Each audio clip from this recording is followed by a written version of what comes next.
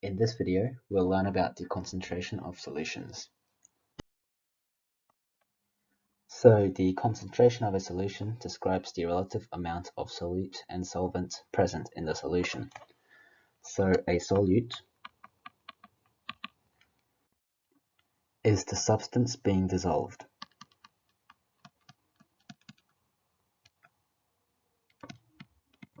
It's usually a solid, but it can also be a liquid. Now, a solvent is the liquid in which the substance is dissolved in. So basically, the solute is dissolved in it. Okay. Now, a solution is basically the two combined, so it has the solute and the solvent mixed together. Solute plus solvent. Okay. Now we need to learn about some units of concentration. We can have grams per liter. So grams per liter, we usually write it as GL to the negative 1. Now grams per liter indicates the mass in grams of the solute dissolved in a liter of the solution. So for example, let's say the concentration of potassium in Powerade is like 4 grams per liter. This means that in a liter of Powerade, there are 4 grams of potassium.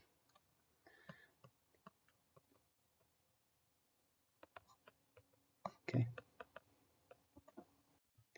And to calculate the concentration in grams per liter, we do mass of the solute in grams divided by the volume of the solution in liters. So for example, let's say we had a question asking calculate the concentration in grams per liter of a solution containing 8 grams of sodium chloride in a 500 milliliters of a solution. So first we need to convert 500 milliliters to liters, so that's 0.5 liters, and then we use the formula. So concentration equals the mass in grams, so it said 8 grams of sodium, that's 8 grams over 0.5 liters, so that would be 16 grams per liter.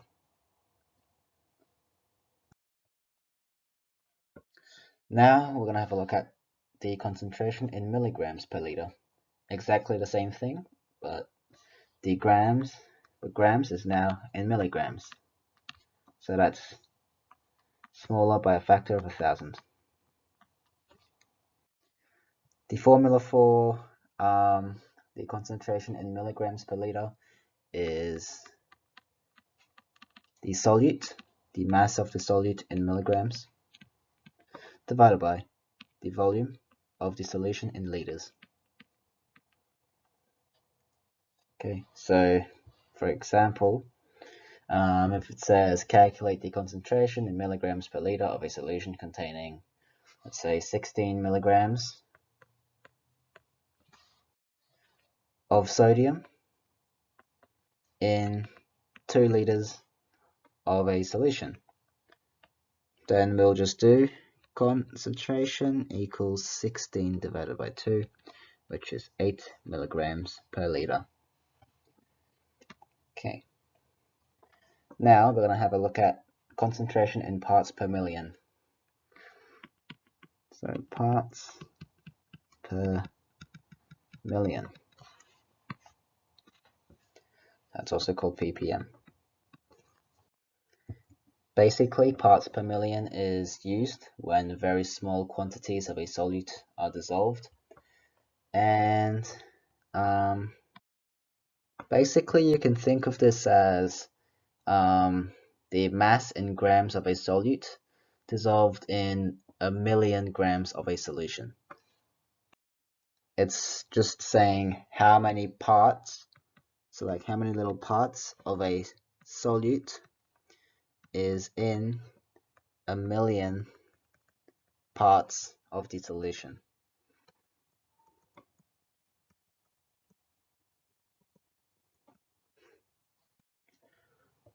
So the formula for parts per million, so the concentration in parts per million, is equal to the mass of the solute in milligrams divided by the volume, the mass of the solution in kilograms. The reason being is that we need to look at milligrams, grams, and kilograms. Now, to get from milligrams to kilograms, we need to times it by 1,000 twice. So we're basically timesing it by 1 million.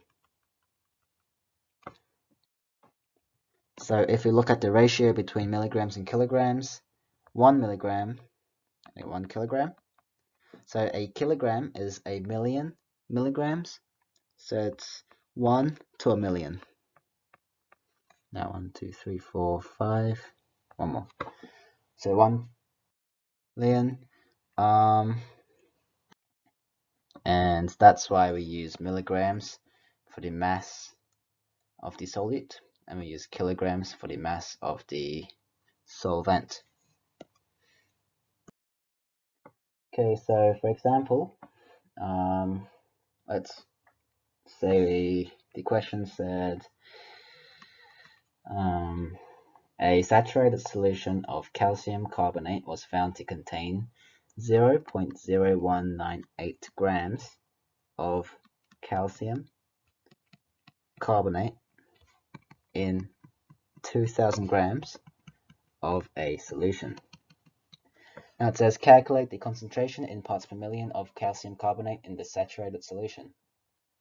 So write the formula, concentration in parts per million is the mass of the solute in milligrams over the mass of the solvent in kilograms. In this question, our solvent is the solution. It says there's 2,000 grams, which is equal to 2 kilograms.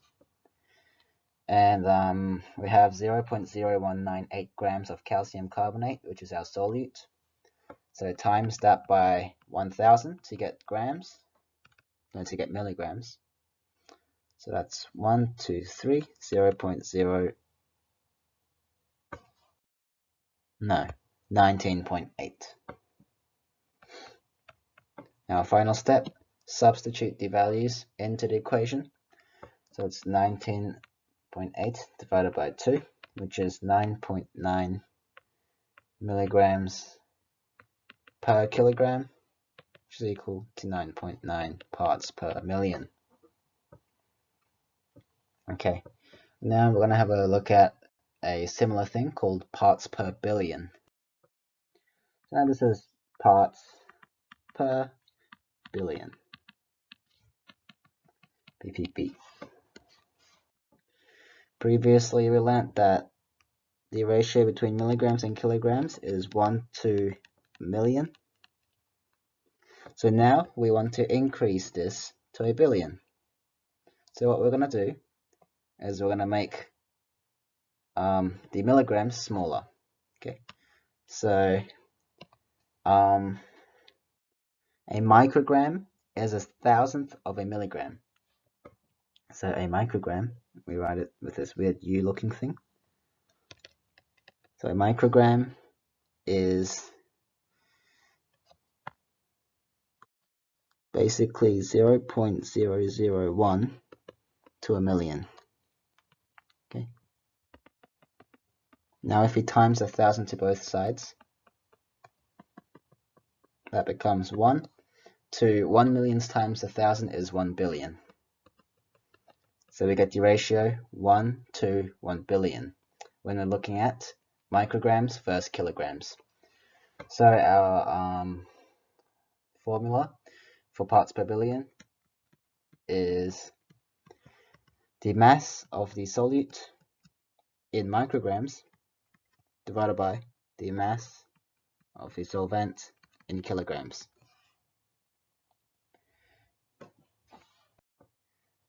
So that's parts per billion. Now we have 3 more units of concentration. We have percentage by mass, which is basically it's m divided by m. Oh. We have percentage by volume, v divided by v, and we have percentage of mass divided by volume, shown as m divided by v. Okay, so first of all, percentage by mass. So percentage by mass describes the mass of solute measured in grams present in 100 grams of the solution. So for example, if we're given, let's say we had 1.3% mass divided by mass, and let's say that shows the percentage of sodium in a solution. So that's basically saying that there's 1.3 grams of sodium in 100 grams of the solution. Okay, now let's move on to volume divided by volume, or percentage by volume. This basically shows the volume of the solute per 100 milliliters of the volume of the solvent in milliliters. So for example, if we have like 12% alcohol per volume, that's basically saying that there's 12 milliliters of alcohol in 100 milliliters of the solution. Okay. Now, finally, percentage mass divided by volume. This basically shows how much of a solute measured in grams is present in 100 milliliters of the solution. Basically a combination of these two. So if we say we had 3% of potassium in a solution, we're saying we have 3 grams of potassium in 100 milliliters of the solution. Okay. And lastly, we have one more unit, and that's called the molar concentration. Now, this is a unit of concentration that you'll use often, and it basically shows the number of moles of atoms, molecules, or ions present in a given volume of a solution. So it's mole, no, that's wrong. Mole, liter, -1. So how many moles of a substance is in a liter of the solution? Okay. So our formula is the concentration in number of moles per liter is equal to the number of moles in the solute, number of moles of the solute divided by the volume of the solution. No, not volume. Volume in liters. Okay. And moles per liter is often referred to as molarity. And we write that as a big M. So M is equal to N. So we write the number of moles as small n and the volume as V. So that's a formula that will become very handy in the future. M equals N divided by V. Let's try an example.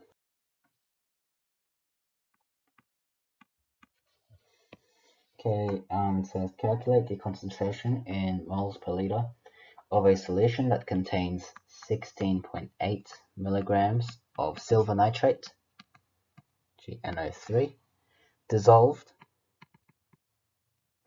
in 150 milliliters of solution. Okay, now first things first, we need to convert milliliters to liters because our formula uses liters. Now that's 0.15 liters. And we also need to convert the mass into grams. So to convert from milligrams to grams, we divide by 1,000. So that would be 0.0168 grams. So this is the volume, and this is our formula, M equals M over V.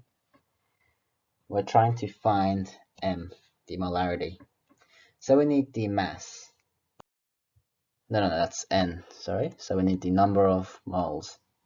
Okay, and to find the number of moles, we use this. N equals M over M. So the small m is the actual amount of a substance, so the actual mass of a substance that you have, and the big M is the molar mass of the substance.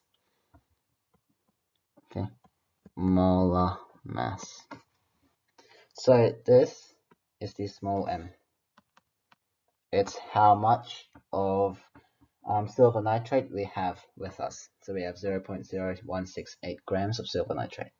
Now we want to find N, so we have to find the molar mass of silver nitrate. Now the molar mass is equal to the mass of silver plus the mass of nitrogen plus the mass of oxygen times 3. So the mass of oxygen is 16 times 3. Okay, silver is 107.87, and nitrogen is 14.01. Add them up, we get 169.88 grams. Alright, so now we substitute this, that's M, big M. We substitute this and this into this equation here. So N is equal to 0.0168 divided by 169.86. So there's 169.89 times 10 to the negative 5 moles of silver nitrate. And finally, we use our molarity formula, M equals N divided by V. So that's 169. Right, sorry, that's not right. This is equal to 9.89 times 10 to the negative 5. So the number of moles is actually 9.89 times 10 to the negative 5. Divide that by the volume, which is 0.15. And we get 6.59 times 10 to the negative 4 mole per liter, or M, big M, for molarity.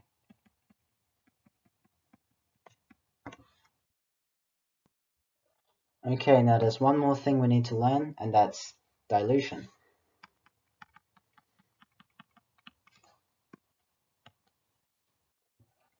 So dilution is basically the process of adding water to a solution to decrease the concentration of a solute in a solution. So basically, you don't drink cordial like just cordial by itself, right? You have to mix water to cordial, so to dilute the cordial, or else it will taste disgusting. So that's an example of dilution in everyday life. Now there's one important equation that we need to learn for dilution. So let's say you had V1 liters of a solution, and the concentration was C1 mole per liter. Okay, and so the number of moles, so N1, is given by C1 times V1, because our equation was C equals N over V. We arranged that to get N equals C times V. But suppose water was added to make a new volume. So more water as was added to V1 to get V2. Okay, now that changes the concentration to C2. And now the number of moles is N2 is equal to C2 times V2. Right? But we only added water to our solution. So basically the number of moles of the solute doesn't change. So that means the number of moles for the undiluted solution and the number of moles of the solute of the diluted solution is the same. So N1 is equal to N2. Now we can substitute C1 times V1 into N1, so that's C1 times V1, and N2 is equal to C2 times V2. And so we get this equation, C1 times V1 is equal to C2 times V2. This formula is really useful for solving problems involving diluted solutions, and we'll do that right now. So let's say the question asked, calculate the concentration of the solution formed when 10 milliliters of water is added to 5 milliliters of 1.2 m of hydrochloric acid. So our concentration of hydrochloric acid, HCl, is 1.2 moles per liter. And there was 5 milliliters of this. And then to dilute it, we added 10 mils of water. So our initial volume and concentration, so our initial volume was 5 milliliters. And our initial concentration, so C1, was 1.2 moles per liter. Now our second volume, so V2, is equal to 5 plus 10, because we added 10 mils of water, so that's 15. And C2, we don't know. That's what we're trying to find. So using that equation from before, C1 times V1 is equal to C2 times V2. C1 times V1 is equal to C2 times V2. We substitute V1, C1, V2 into the equation. So V1 was 5, C was 1.2, and C2 we don't know, and V2 was 15. So to find C2, we do 6 divided by 15, which is equal to 0.4 moles per liter, because that's concentration, and the unit for concentration is usually in moles per liter. Let's try one more example of this. It says, calculate the concentration of the solution formed when 95 milliliters of H2O, so water, is added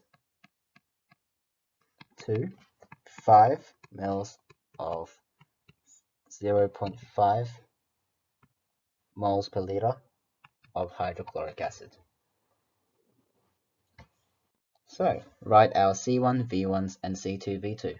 So C1 is 5. Don't say C1 is 95 because that's how much we added.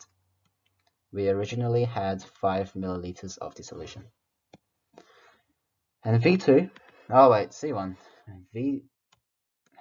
V1 is 5. C1 is 0.5. Okay, now we can do C2 and V2. V2 is 95 plus 5, which is 100. And C2, we don't know, question mark. So use the equation from before, C1 times V1 is equal to C2 times V2. So 0.5 times 5 is equal to 100 times C2. C2 is equal to 1 over 100. And C2 is equal to 0.01 moles per liter. We'll try one final example.